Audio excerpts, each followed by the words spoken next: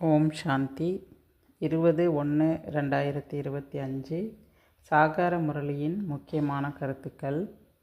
பாபா சொல்கிறாங்க, இனிமையான குழந்தைகளே, ஞானத்தின் தாரணையுடன் கூடவே சத்யுக ராஜ்யத்தை பெறுவதற்காக நினைவு மற்றும் தூய்மையின் பலத்தையும் சேமியுங்கள்.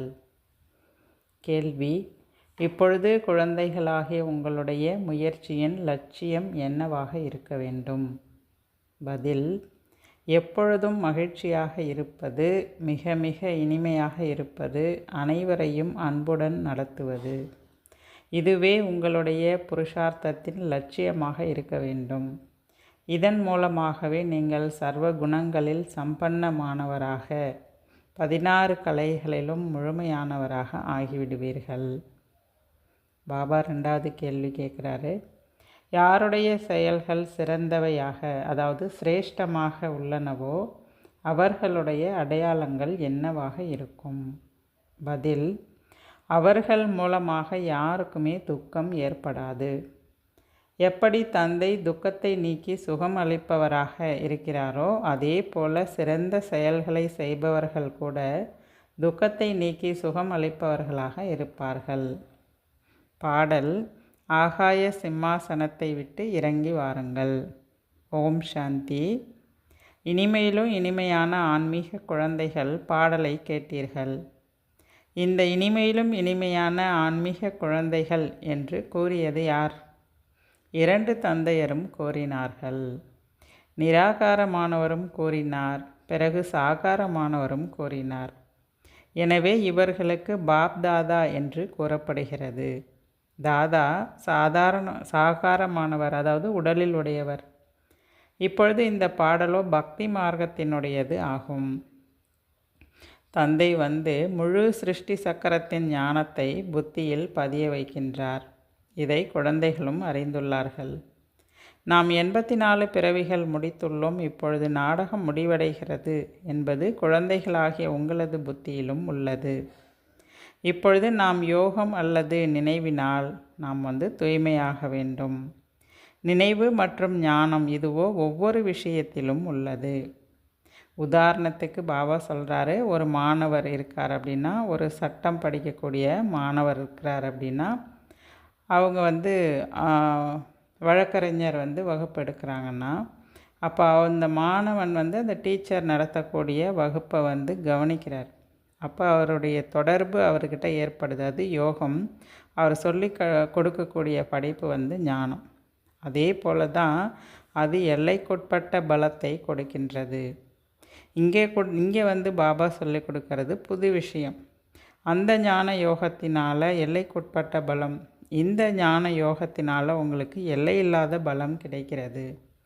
ஏன் அப்படின்னா, இங்கே உங்களுக்கு பாடம் கற்பிப்பவர் மற்றும் நீங்கள் யார்கிட்ட தொடர்பு வைக்கிறீங்க, யோகம் வைக்கிறீங்க, அவர் யார் அப்படின்னா சர்வ சக்திவான், அதிகாரமுடையவர், அத்தாரிட்டி உடையவர். ஆகையினால உங்களுடைய பலம் என்பது எல்லையற்றது அப்படின்றார். தந்தையிடம் என்ன நாலேஜ் உள்ளதோ அது இப்பொழுது குழந்தைகளுக்கு கிடைத்துள்ளது. எனவே அவர் என்ன ஞானத்தில் புரிய வைக்கிறாரோ அந்த ஞானத்தை தாரணை செய்ய வேண்டும். மேலும் ராஜ்யத்தை பெறுவதற்காக தந்தை குழந்தைகளுக்கு யோகம் மற்றும் தூய்மையையும் கற்பிக்கின்றார். நீங்கள் தூய்மையாகவும் ஆகிறீர்கள். தந்தையிடமிருந்து ராஜ்யத்தையும் நீங்கள் பெறுகிறீர்கள். தந்தை தன்னை விடவும் அதிகமான பதவியை குழந்தைகளுக்கு அளிக்கிறார். நீங்கள் 84 பிறவிகள் எடுத்து பதவியை இழந்துவிட்டீர்கள். இந்த ஞானம் குழந்தைகளாகிய உங்களுக்கு இப்பொழுது கிடைத்துள்ளது.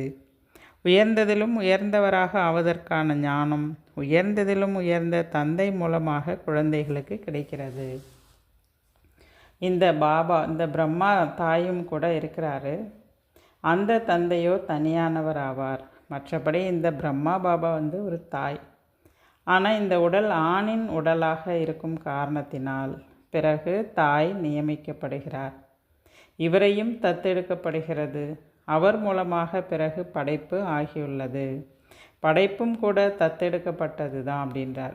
தந்தை ஆஸ்தி அளிப்பதற்காக குழந்தைகளை தத்தெடுக்கிறார். பிரம்மாவையும் கூட பாபா தத்தெடுக்கிறார். பிரவேசம் செய்வது அல்லது தத்தெடுப்பது ரெண்டுமே ஒரே விஷயந்தான். அவருக்குள்ளே பிரவேசமாகிறது ஒன்று தான், அவரை தத்தெடுக்கிறதும் ஒன்று தான் அப்படின்றார். நாங்கள் நமது பரமபிதா பரமாத்மாவின் ஸ்ரீமத் படி இந்த பாரதத்தை மீண்டும் சிறந்ததிலும் சிறந்ததாக ஆக்குகிறோம் என்பதை குழந்தைகள் அனைவருக்கும் புரிய வைக்க வேண்டும். ஆக தாங்களும் சிறந்தவர் ஆக வேண்டும். இங்கே பாரதத்தை சிறந்ததாக ஆக்கணும்னா முதல்ல நீங்கள் சிறந்தவராக ஆகணும். நாம் சிரேஷ்டமானவர்களாக ஆகியுள்ளோமா என்பதை தனக்குத்தானே செக் பண்ணணும். எந்த ஒரு பிரஷ்டாச்சாரமான காரியம் செய்து யாருக்கும் துக்கம் ஒன்றும் கொடுப்பதில்லை தானே. நானோ குழந்தைகளை சுகமுடையவர்களாக ஆக்க வந்திருக்கிறேன் பாபா சொல்கிறாரு. எனவே குழந்தைகள் நீங்கள் அனைவருக்கும் சுகம் அளிக்க வேண்டும். தந்தை ஒரு பொழுதும் யாருக்குமே துக்கம் கொடுப்பது கிடையாது. அவரோ துக்கத்தை நீக்கி சுகம் கொடுப்பவர். ஆக குழந்தைகளாகிய நீங்களும் கூட அனைவருக்கும் சுகத்தை தான் கொடுக்கணும். மனம், சொல், செயல் மூலமாக நாம் யாருக்குமே துக்கம் கொடுக்கக்கூடாது. அப்படி யாருக்காவது கொடுக்குறோமா அப்படின்றத நீங்கள் செக் பண்ணி பாருங்கள். அது போல் கொடுக்காதீங்க அப்படின்றார். சிவபாபா யாருக்குமே துக்கம் கொடுப்பது கிடையாது. அடுத்து பாபா சொல்கிறாரு, தந்தையின் ஞானம் மற்றும் ஆஸ்தி இந்த இரண்டும் நினைவில் இருந்தது என்றால் எப்பொழுதும் மகிழ்ச்சியோடு இருப்பீர்கள். தந்தையின் நினைவிலிருந்து பிறகு நீங்கள் யார் ஒருவருக்கும் புரிய வைத்தீர்கள் என்றால், ஞான அம்பை எய்தீர்கள் என்றால் அவர்களுக்கு நல்ல தாக்கம் ஏற்படும். ஏன்னா அதில் தான் பலமே இருக்கின்றார். அதில் சக்தி வந்து கொண்டே இருக்கும். நான் நினைவு யாத்திரையின் மூலமாக தான் ஆத்மாவுக்கு சக்தி என்பது கிடைக்கிறது. இப்பொழுது நாம் தமோ பிரதான நிலையிலிருந்து சதோ பிரதானமாக ஆக வேண்டும் என்ற முக்கியமான கவனம் என்பது உங்களுக்கு இருக்கணும். மன்மனாபவ என்பதன் பொருளும் இதுதான். கீதை படிப்பவர்களிடம் மன்மனாபவ என்பதன் பொருள் என்ன அப்படின்னு நீங்கள் கேளுங்க. அவங்களுக்கு சரியான அர்த்தம் தெரியாது. என்னை நினைவு செய்வதால் ஆஸ்தி கிடைக்கும் என்று கூறியது யார்? யார் சொன்னாங்க? இந்த கீதையை யார் சொன்னது? இதெல்லாம் நீங்கள் அதில் அந்த கீதையிலே இந்த வார்த்தையெல்லாம் குறிப்பிட்டிருக்கு. ஆனால் அதுக்கு அர்த்தம் அவங்களுக்கு தெரியாது. நீங்கள் வேணால் கேட்டு பாருங்கள் அப்படின்றார். புது உலகத்தை ஸ்தாபனை செய்பவர் ஒன்றும் கிருஷ்ணரோ கிடையாது. அவர் இளவரசர். பிரம்மா மூலமாக ஸ்தாபனை என்று தான் பாடப்பட்டுள்ளது. இப்பொழுது செய்பவரும் செய்விப்பவருமாக இருப்பவர் யார்?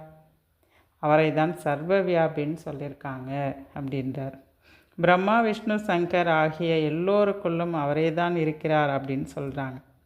இப்பொழுது இந்த மாதிரி சொல்கிறாங்க இல்லையா, இவர்களுக்கு தான் அஞ்ஞானி, அதாவது அவங்களுடைய புத்தி இப்போ முற்றிலும் இருளில் இருக்குது, அஞ்ஞானத்தில் இருக்குது, அறியாமை என்ற இருளில் மூழ்கி இருக்காங்க.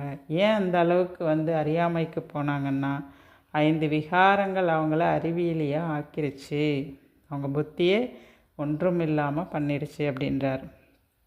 அந்த அளவுக்கு அவங்களுக்கு சத்தியத்தினுடைய விஷயம் எதுவுமே அவங்க புத்திக்கு எட்டலை அப்படின்றார். உண்மையில் பார்க்க போனால் இந்த சமயம் மிக பெரிய முட்களின் காடு அப்படின்னு பாபா புரிய வைக்கிறார். சத்தியுகத்தில் மலர்களின் தோட்டம் எவ்வளவு சிறியதாக இருக்கின்றது.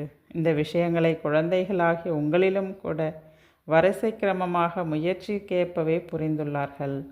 யாரிடம் ஞானம் மற்றும் யோகம் இல்லையோ, சேவையில் மும்மரமாக இல்லையோ, பின் உள்ளுக்குள் அந்த அளவுக்கு குஷி கூட அவங்களுக்கு இருக்காது. அதனால் வெளி உலகத்தில் கூட தானம் செஞ்சால் எவ்வளோ குஷி அடைகிறாங்க. அவங்க எல்லைக்குட்பட்ட விஷயந்தான் செய்கிறாங்க, அதுலேயே குஷி அனுபவம் பண்ணுறாங்க. ஆனால் இங்கே இது எல்லையற்ற சேவை. அப்போ இதை செஞ்சால் அவ்வளோ குஷி இருக்கும், ஆனால் அதை கூட அனுபவம் செய்ய முடியாமல் இருக்காங்க அப்படின்றார்.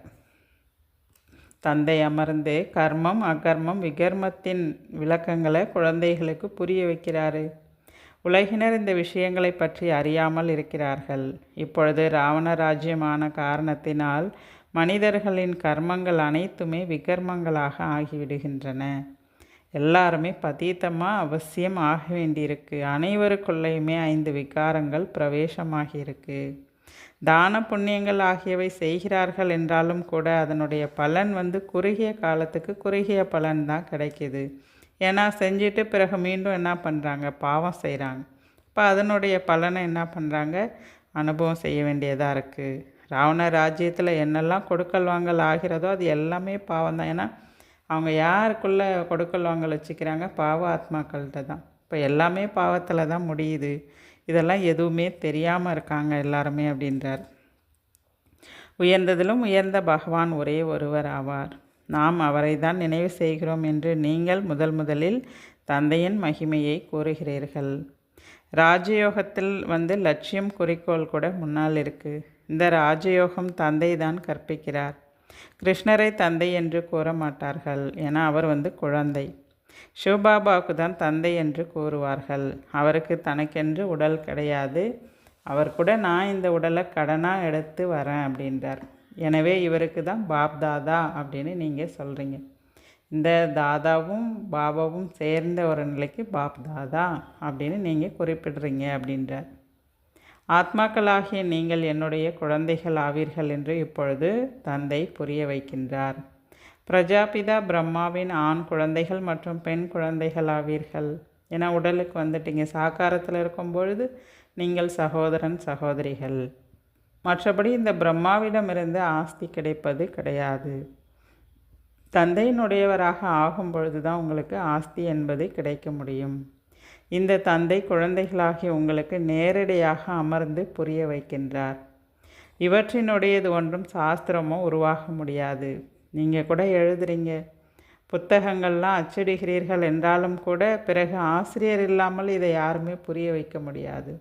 நீங்கள் இதை புத்தகமிட்டு நீங்கள் மற்றவங்களுக்கு கொடுத்து பாருங்கள், இதை படித்தா யாருக்கும் ஒன்றுமே புரியாது. ஆனால் நீங்கள் அதுக்கு விளக்கம் சொல்லி புரிய வச்சாதான் அவங்களே புரிஞ்சிக்க முடியும் அப்படின்றார்.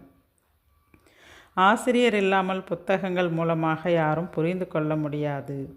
இப்பொழுது நீங்கள் ஆன்மீக ஆசிரியர்கள் ஆவீர்கள். தந்தை விதை ரூபமானவர் ஆவார்.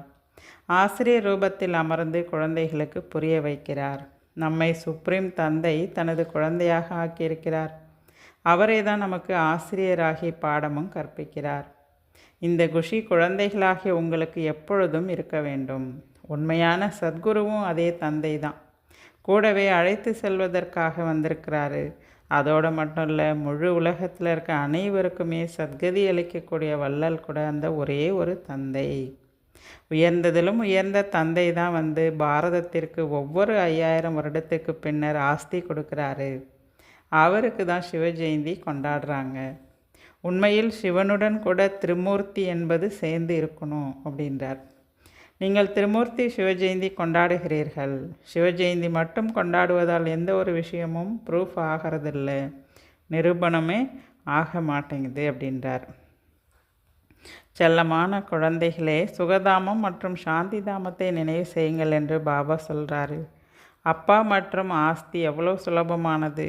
மன்மனாபவ என்பதன் பொருள் என்னவென்று நீங்கள் யாரை வேணாலும் கேளுங்க. அவங்க என்ன பதில் சொல்கிறாங்க பாருங்கள். பகவான் என்று யாருக்கு கூற வேண்டும் என்று நீங்கள் கூறுங்கள். பகவான் என்றால் உயர்ந்ததிலும் உயர்ந்தவர் ஆவார். அவரை சர்வவியாபி என்று நீங்கள் சொல்லுவீங்களா? இப்போ பகவான்ற ஒரு வார்த்தைக்கு எவ்வளோ மகிமை இருக்குது. அவரை இங்கே எல்லா இடத்துலையும் இருக்கிறாருன்னு நீங்கள் எப்படி சொல்லுவீங்க? நீங்கள் புரிய வைங்க அப்படின்றார்.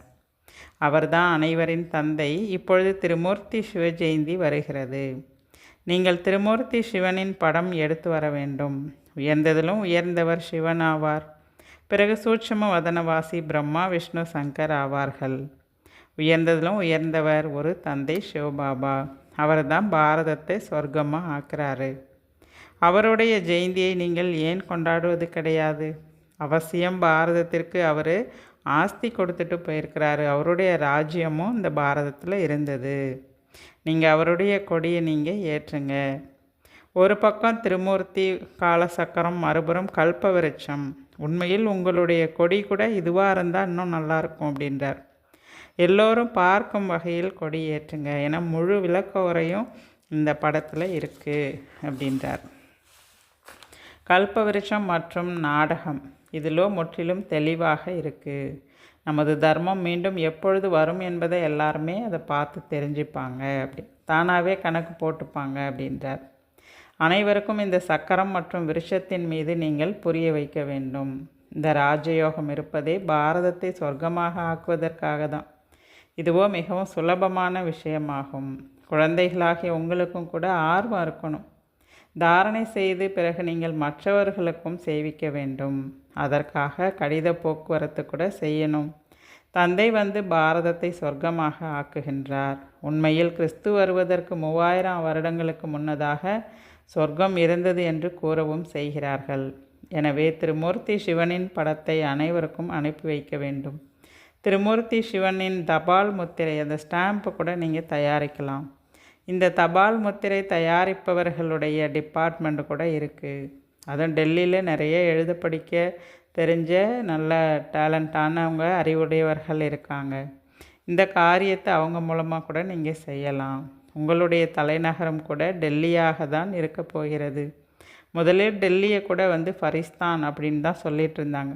இப்பொழுது அது எப்படி ஆயிடுச்சு, சுடுகாடு ஆயிடுச்சு. எனவே எல்லா விஷயங்களும் குழந்தைகளின் புத்தியில் வர வேண்டும். இப்பொழுது நீங்கள் எப்பொழுதும் குஷியில் இருக்க வேண்டும். மிக மிக இனிமையானவராக ஆக வேண்டும். அனைவரையும் அன்போடு நடத்தணும். சர்வகுண சம்பன்னம் 16 கலை நிறைந்தவராக ஆகணும். அப்படின்னா அந்த அளவுக்கு நீங்கள் முயற்சி செய்யணும். பாபா எல்லா வகையிலும் சிவஜெயந்தியின் போது எப்படிலாம் சேவை செய்யணும், சேவை செய்வதற்கான குறிப்புகள் எல்லாமே கொடுத்துக்கிட்டே தான் இருக்கார். இவற்றின் மூலமாக உண்மையில் இவர்களுக்கு ஞானம் நல்ல பிரம்மா குமாரிகள் சொல்லக்கூடிய விஷயம் எல்லாமே மிக உயர்ந்ததாக இருக்குது அப்படின்னு மனிதர்கள் புரிஞ்சுப்பாங்க. ஆனாலும் அவங்களுக்கு புரிய வைக்கிறதுக்கு நீங்கள் கடுமையாக உழைக்கணும். அவங்களையும் கூட மாயா என்ன பண்ணிடும், மறக்கடிச்சிடும். இங்கேயே உங்களுக்கு நிறைய மறதி என்பது ஏற்படுது. டெஸ்ட் வருது, புயல் மாயா புயலை ஏற்படுத்திடுது. முக்கியமான விஷயமே நினைவினுடையது தான். நினைவினால்தான் ஆத்மா சதோ பிரதானம் ஆகும். ஆகையினால குழந்தைகள் எப்பொழுதுமே நினைவில் இருக்கணும். நல்லது. தாரணைக்கான முக்கிய சாரம். முதல் பாயிண்ட், தந்தை மூலமாக கிடைத்திருக்கும் ஞானம் மற்றும் ஆஸ்தியை நினைவில் கொண்டு எப்பொழுதும் மகிழ்ச்சியாக இருக்க வேண்டும். ஞானம் மற்றும் யோகம் இருக்கிறது என்றால் சேவையில் மும்முரமாக இருக்க வேண்டும். ரெண்டாவது பாயிண்ட், சுகதாமம் மற்றும் சாந்தி தாமத்தை நினைவு செய்ய வேண்டும். இந்த தேவதைகளைப் போல இனிமையானவர்களாக ஆக வேண்டும். அளவற்ற குஷியில் இருக்க வேண்டும். ஆன்மீக ஆசிரியராகி ஞானத்தை தானம் செய்ய வேண்டும். பாபா வரதானம் சொல்கிறாரு, தேகம், சம்பந்தம், வைபவங்கள் இந்த பந்தனங்களிலிருந்து சுதந்திரமாக பாபாவிற்கு நிகராக கர்மாதீத் நிலையை அடைக. தேகம், தேக சம்பந்தம், வைபவங்கள் இது போல் எல்லா பந்தனங்களிலிருந்தும் விடுபட்டு சுதந்திரமாக ஆயிட்டு பாபாவுக்கு சமமாக கர்மாதீத் நிலையை அடையக்கூடிய ஆத்மா ஆகுங்கள் அப்படின்றார். வரதானத்தின் விளக்கம். யார் ஒருவர் தன்னை ஒரு கருவி என புரிந்து கட்டளைப்படி குடும்பத்தை நிர்வாகம் செய்து கொண்டே ஆன்மீக ரூபத்தில் மோகமின்றி செயல்படுகிறார்களோ அவர்கள் இப்போதே கிளம்பி வாருங்கள் என்று கட்டளை கிடைத்தவுடனே புறப்பட்டு வந்து விடுவார்கள். விசில் ஊதிய உடனே யோசித்து நேரத்தை வீண் செய்யாதவர்களையே மோகத்தை வென்றவர் என்று சொல்ல முடியும். எனவே தன்னைத்தானே சோதனை செஞ்சு பாருங்கள். தேகம், தேகத்தின் சம்பந்தம், வைபவங்கள், பந்தனங்கள் என்னை ஈர்க்காமல் இருக்கா? பந்தனமுள்ள இடத்தில்தான் ஈர்ப்பு இருக்கும். அதனால் எந்த ஒரு பந்தனமும் என்னை இழுக்காமல் இருக்கான்றதை செக் பண்ணுங்கள். ஆனால் சுதந்திரமாக இருப்பவர்கள் தந்தைக்கு நிகராக கர்மாதீத் நிலையின் அருகில் இருப்பார்கள். பாபா ஸ்லோகன் சொல்கிறாரு, அன்பு மற்றும் ஒத்துழைப்பு கொடுப்பதன் கூடவே சக்தியின் வடிவமாக இருந்தால் ராஜாங்கத்தில் முதல் நம்பர் கிடைத்துவிடும். அடுத்து மனதால் சேவைக்கான பாயிண்ட். இப்பொழுது எந்த அளவிற்கு உடல், மனம், பொருள், நேரத்தால் சேவை செய்கின்றீர்களோ அவ்வாறே மனோசக்தியால் சேவை செய்தால் குறைந்த நேரத்தில் வெற்றி அதிகம் கிடைக்கும். இப்போது தனக்காக செய்யும் முயற்சியில் சிறிது கடின உழைப்பு தேவைப்படுகிறது. தன்னுள் சுபாவத்தை மாற்றவோ குழுவில் வாழ்வதிலோ சேவையின் வெற்றியிலோ அவ்வப்பொழுது ஏற்படும் குறைகளை கண்டு ஏற்படும் மனமுடைதல் யாவும் முடிவுக்கு வந்துவிடும். நல்லது. ஓம் சாந்தி.